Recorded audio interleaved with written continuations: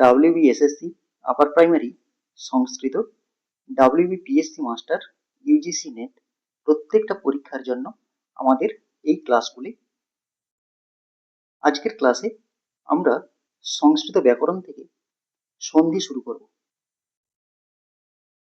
তোমাদের কথা দিয়েছি যে সংস্কৃত প্রত্যেকটা সিলেবাস আমি কমপ্লিট করব, সেই কথা রেখে আজকে সন্ধি শুরু করছি।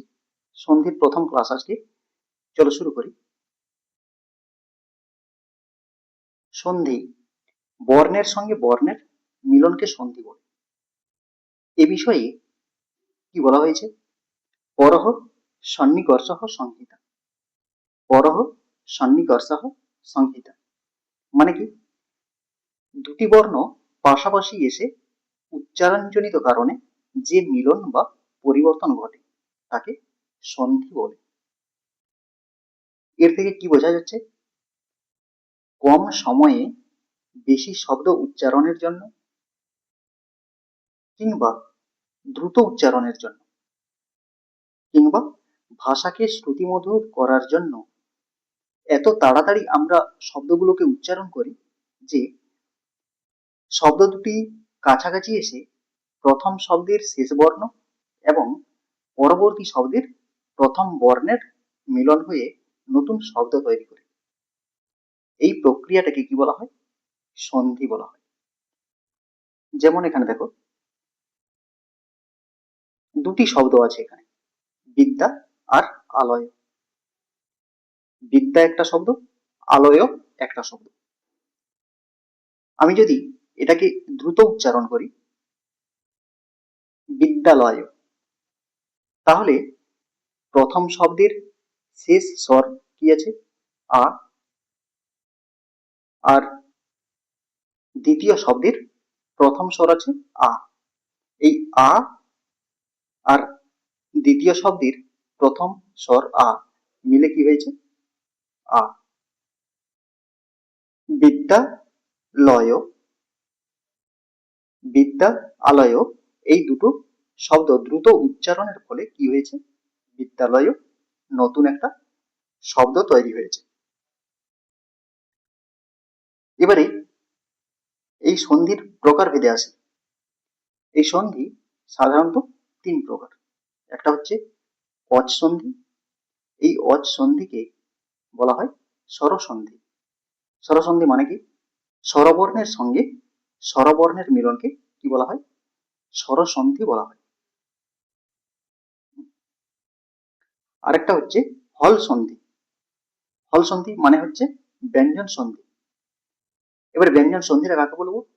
ব্যঞ্জন বর্ণের সঙ্গে ব্যঞ্জন বর্ণের যে সন্ধি হয় তাকে ব্যঞ্জন সন্ধি বলা হবে। এছাড়া আরো একটা ভাগ আছে, সেটা হচ্ছে কি বিসর্গ সন্ধি। বিসর্গ সন্ধিটা কি? বিসর্গের সঙ্গে স্বরবর্ণ কিংবা ব্যঞ্জন বর্ণের যে সন্ধি হয় তাকে বলা হবে বিসর্গ সন্ধি। এই তিনটা সন্ধি আমরা পরপর কিন্তু আলোচনা করব। এরপরে দেখো কোথায় সন্ধি অবশ্যই করতে হবে। সন্ধি করার শর্তটা কি আমাদেরকে সেটা জানতে হবে। সন্ধি কোথায় কোথায় অবশ্যই নিত্য মানে অবশ্যই করতে হবে। সংহিতৈকপদে নিত্যা নিত্য ধাতুপসর্গায়ঃ সমাসে অপি চ নিত্যা স্বেচ্ছা চান্নাত্র বিভাষিতা। এখানে কি বলা হয়েছে? সংহিতা একপদে নিত্যা মানে কি? সংহিতা মানে সন্ধি একপদে নিত্যা একটা মাত্র পদে অবশ্যই করতে হবে। নিত্য ধাতুপসর্গায়ঃ, নিত্য মানে কি? অবশ্যই করতে হবে ধাতুপসর্গায়ঃ মানে ধাতু এবং উপসর্গের মধ্যে। সমাসে অপি সমাসের ক্ষেত্রেও চ এবং নিত্যা এবং সমাসেও অবশ্যই সন্ধি করতে হবে। স্বেচ্ছা চান্নাত্র বিভাষিতা এবং অন্যত্র অন্য স্থানে সন্ধি করা বা না করা বক্তা বা লেখকের ইচ্ছাধীন। এবারে এখানে উদাহরণ দিয়ে দেখিয়েছি দেখো। এক পদে একটা পদের ক্ষেত্রে কি বলা হয়েছে? সন্ধি অবশ্যই করতে হবে। নয়নম, এটা হচ্ছে কি একটা পদ, এখানে নে আর অনম এরকম ভেঙে বলা যাবে না, এটা কি করতে হবে, সন্ধি অবশ্যই করতে হবে, এক পদে অবশ্যই সন্ধি করতে হবে। এরপরে ধাতু এবং উপসর্গের মধ্যে সন্ধি অবশ্যই করতে হবে, যেমন প্রাবিশদ, প্র আর অবিশদ এভাবে বলা যাবে না। ধাতু এবং উপসর্গ, এটা উপসর্গ আর ধাতু, এইগুলোকে কি করা যাবে না, আলাদা করে বলা যাবে না, এগুলোকে সন্ধিবদ্ধ করে বলতে হবে। সমাসের ক্ষেত্রে অবশ্যই সন্ধি করতে হবে, সমাসের ক্ষেত্রে অবশ্যই সন্ধি করতে হবে। যেমন এখানে দেখো, পঞ্চাননঃ, পঞ্চ আননানি ইয়াস্য সহ, বহুব্রীহি সমাস।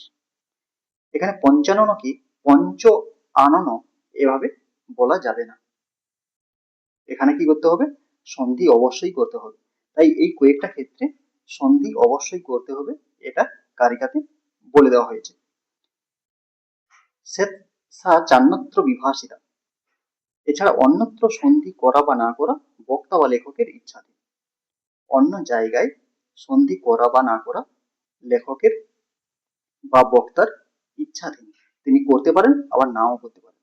যেমন কি রাম গ্রামং, গ্রামং এটা গ্রামং গচ্ছতি এভাবে লেখা যায়, আবার রামহ গ্রামম গচ্ছতি এভাবেও লিখতে পারি, এটা আমার ইচ্ছাধীন,